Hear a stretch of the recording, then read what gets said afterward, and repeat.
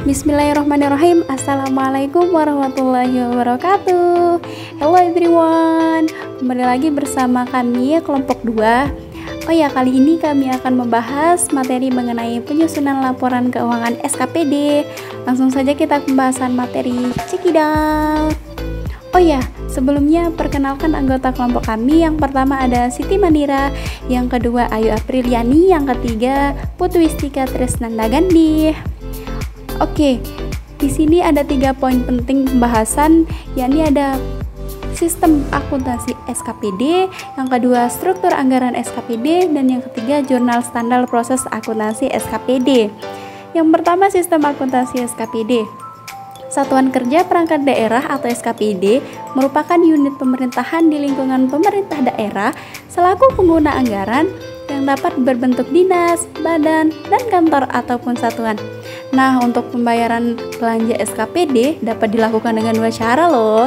Ada yang pertama nih, pembayaran langsung atau LS oleh BUD kepada pihak penerima pembayaran, dan yang kedua di sini ada kita bisa melalui bendahara pengeluaran SKPD dengan mekanisme uang persediaan atau UP.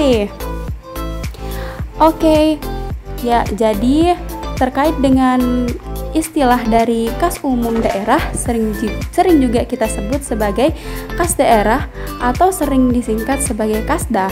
Nah, pengelolaan Kasda ini adalah pejabat pengelola keuangan daerah atau PPKD dan dengan bertindak sebagai BUD. Nah, dengan demikian, walaupun SKPD memiliki dokumen pelaksanaan anggaran atau DPA, aliran kas yang masuk merupakan pendapatan daerah yang harus disetorkan oleh kas daerah. Dengan demikian, maka untuk setiap pembayaran belanja yang digunakan adalah uang yang berasal dari kas daerah. Nah, di sini kita bisa lihat adanya tabel hubungan keuangan antara PPKD dan SKPD. Nah, mekanisme tersebut menimbulkan hubungan khusus yang mana antara SKPD dengan PPKD selaku BUD. Nah, untuk tujuan akuntansi, sehubungan dengan antara berbagi SKPD dan PPKD selaku BUD dapat menyerupai hubungan antara kantor pusat dan kantor cabang. Oh ya, PPKD itu diperlakukan sebagai kantor pusat loh, sedangkan SKPD itu sebagai kantor cabangnya. Itu bahasa singkatnya. Nah, selanjutnya ada struktur anggaran SKPD. Nah, struktur ini terdiri dari ada pertama anggaran pendapatan, anggaran belanja, dan belanja langsung. Nah, anggaran pendapatan ini terdapat pendapatan asli daerah dan lain-lain PAD yang sah. Sedangkan anggaran belanja itu belanja langsung dan tidak langsung. Ini terdiri dari belanja pegawai, sedangkan belanja tidak langsung terdiri dari belanja pegawai, belanja barang dan jasa, serta belanja modal. Yang ketiga ada jurnal standar proses akuntansi SKPD. Oh ya, ada pertama ini kita bahas mengenai gambaran umum proses akuntansi SKPD. Terdapat beberapa poin di dalam gambaran umum proses akuntansi SKPD ini ya.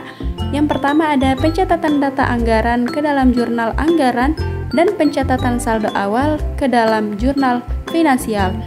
Selanjutnya kalian bisa baca ya teman-teman. Oke. Selanjutnya ada yang kedua ada pencatatan data anggaran ke dalam jurnal.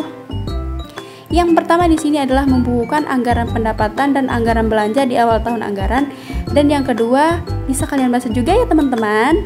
Nah, yang ketiga pencatatan saldo awal tahun. Nah, yang pertama kegiatan ini pada intinya memindah bukukan saldo akun-akun neraca akhir tahun yang lalu ke dalam saldo awal pembukuan di tahun berikutnya. Selanjutnya bisa dibaca juga teman-teman ya. Nah, selanjutnya ada pembukuan transaksi sepanjang tahun anggaran. Ada 3 poin penting di sini yang perlu dibahas. Adalah yang pertama, ada jurnal finansial dan jurnal anggaran. Ada standar pendebitan dan pengkreditan pada jurnal finansial di akuntansi SKPD. Dan juga ada standar pendebitan dan pengkreditan pada jurnal anggaran dalam akuntansi SKPD. Oh iya teman-teman, selanjutnya kita akan bahas mengenai adanya membukukan transaksi belanja persediaan yang mengandung potongan atau pajak. Nah, terakhir mengenai membukukan transaksi belanja LS yang mengandung potongan atau pajak. Oke teman-teman, itu saja pembahasan dari kelompok kami. Terima kasih ya sudah menonton video kami, dan mohon maaf ya jika ada kesalahan kata atau kesalahan ucap. Kami mengucapkan Assalamualaikum warahmatullahi wabarakatuh.